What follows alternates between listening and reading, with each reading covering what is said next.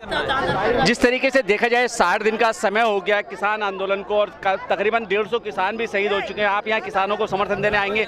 सबसे पहले आपका मैं एडवोकेट वर्षा देशपांडे हूँ, महिला संगठन से हूँ, लोक संघर्ष मोर्चा से भी हम लोग हैं। तो हम लोग महाराष्ट्र से आए हैं।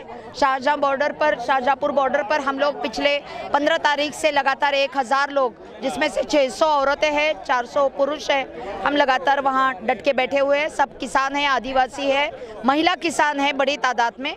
और हम लोग जब तक ये कानून रिपील नहीं होंगे जब तक वापस नहीं जाएंगे। जिस तरीके से सुप्रीम कोर्ट का कहना है कि महिलाएं, बच्चे, बूढ़े जो है इस आंदोलन में शामिल नहीं हो सकते, तो फिर आप क्यों आए?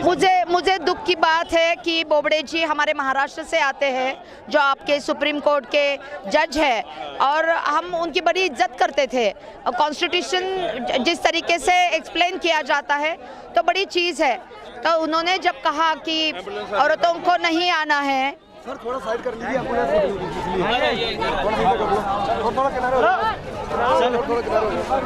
बस यहाँ पर तो कॉन्स्टिट्यूशन ने जब, संविधान ने जब औरतों को बराबरी का हक दिया है और किसानी का संशोधन ही औरतों ने किया है। पुरुष तो शिकार के लिए चले पड़ते थे, औरतों ने ही किसानी का संशोधन किया है और 2/3 काम किसानी का औरतें करती है। तो किसान के आंदोलन में औरतें पीछे नहीं रह सकती। हम कंधे से कंधा मिलाकर पुरुषों के साथ खड़े होंगे, देश के हर राज्य से खड़ी होंगी। और बिल्कुल सुप्रीम कोर्ट को इस तरीके से कहना नहीं चाहिए, क्योंकि ये अगेंस्ट कॉन्स्टिट्यूशन है। समता के जो विचार है, समता जो हमारा अहम मूल्य है हमारे संविधान का, उसके खिलाफ में हमारा सुप्रीम कोर्ट बोले, ये हमको बिल्कुल बर्दाश्त नहीं है। इसके हम कड़े शब्दों में और बड़े दुख के साथ इसकी निंदा करते हैं और बोलते हैं कि ये गलत है। और इसलिए बड़ी तादाद में हमने तय किया कि हम औरतें पुरुषों के साथ रहेंगी।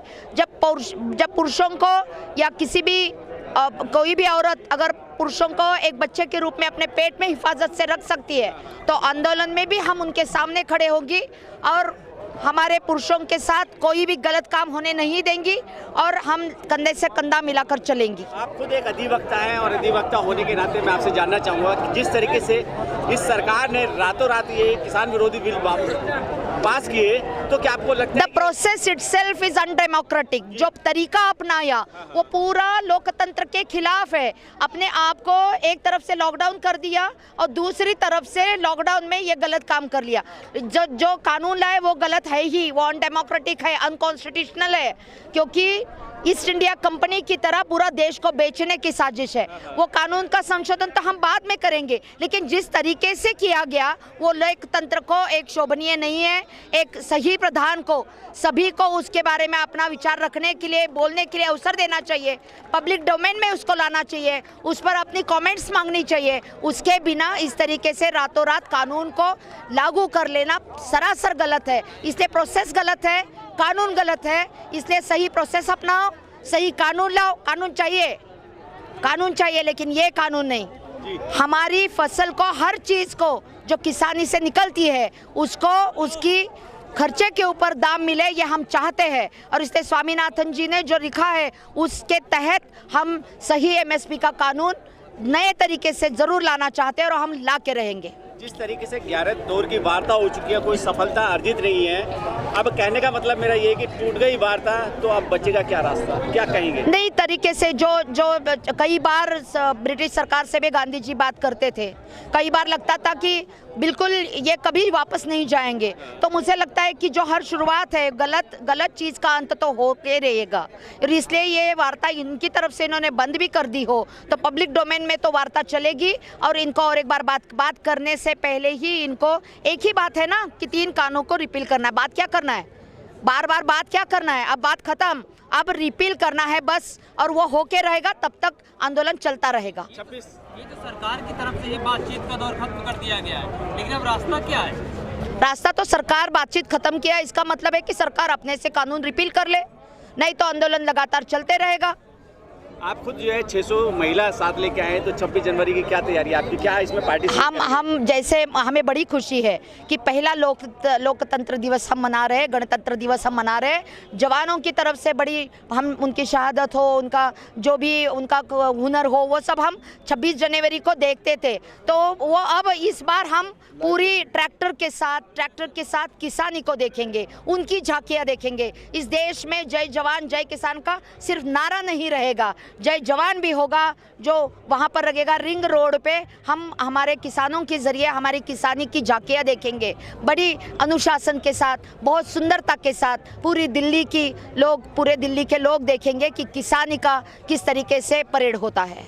एनआईए ने जिस तरीके से किसानों को धड़ाधड़ जो है नोटिस चस्पा कर दिया, उनके घर पे जो है मतलब नोटिस जा रहे हैं, क्या देशद्रोही एक तरीके से कहा जाए अर्पण गोस्वामी जो देश की सुरक्षा से खिलवाड़ करते हैं, ऐसे लोगों को भी जाना चाहिए या नहीं, क्या कहेंगे? नहीं, पहली बात ये समझ लीजिए, आपके हाथ में सत्ता है, आपके खिलाफ जो भी बोलेगा उसके आप देशद्रोही ठहराओगे, तो देशद्रोही का इनका डेफिनेशन ही गलत है।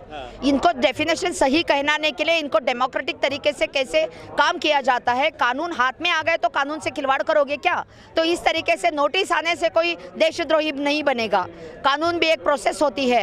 ये नोटिस आए तो क्या हुआ, नोटिस फाड़ भी देंगे और नोटिस के जरिए जो भी उनकी कार्रवाई करने की कोशिश कर जाएगी। जितना आंदोलन जिस अनुशासन के साथ सत्याग्रह की तरह चला रहे, वैसे ही महात्मा गांधी जी ने हमको असहकार बताया है, असविनय कायदे भंग भी बताया है। कानून को किस तरीके से विनम्रता के साथ तोड़ा जाता है, ये भी हमको सिखाया है, उसको भी अप्लाई करेंगे। लेकिन अर्नब गोस्वामी ने जिस तरीके से जो है पुलवामा अटैक की बात की जाए या इसके अलावा सियालकोट की बात की जाए, उसमें कहीं ना कहीं सिर्फ राष्ट्रीय सुरक्षा कानून का उल्लंघन किया है, उसको सरकार बचाना चाहती है, क्या कहेंगे उसके लिए?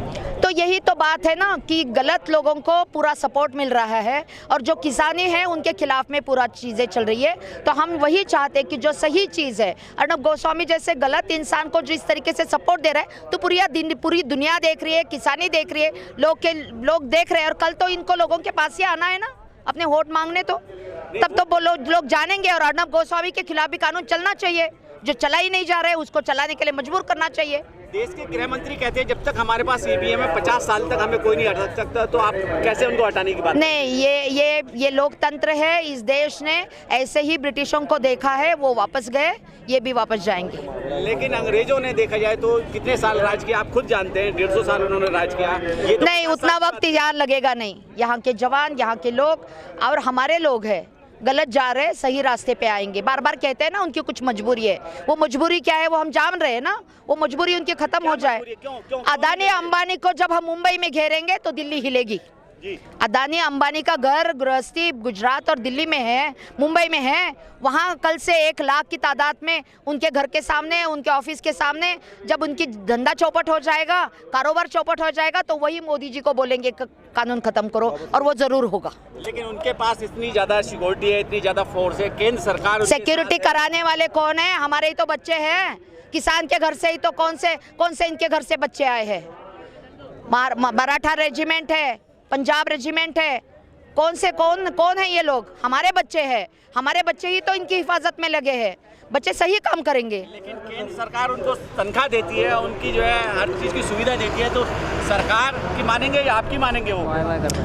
वो जरूर सही काम करेंगे, जिसका मानना है बच्चे समझ जाएंगे। जिस तरह से सिंघू बॉर्डर पर कल एक शख्स को पकड़ा गया जिन्होंने कहा कि वो किसान नेता पर हमला करना चाहते हैं, आखिर ये क्या इसका? बड़े अनुशासन के साथ, बड़ी शांति के साथ उस मसले को निपटाया गया, और इस तरीके से जो बताया गया इसके बारे में पूरी सिक्योरिटी, जो अनुशासन है, हमारे वॉलेंटियर हर एक बॉर्डर की हिफाजत बहुत अच्छे से करेंगे। कोई गलत इंसान वहाँ पर घुस जाए तो उसको, हाँ।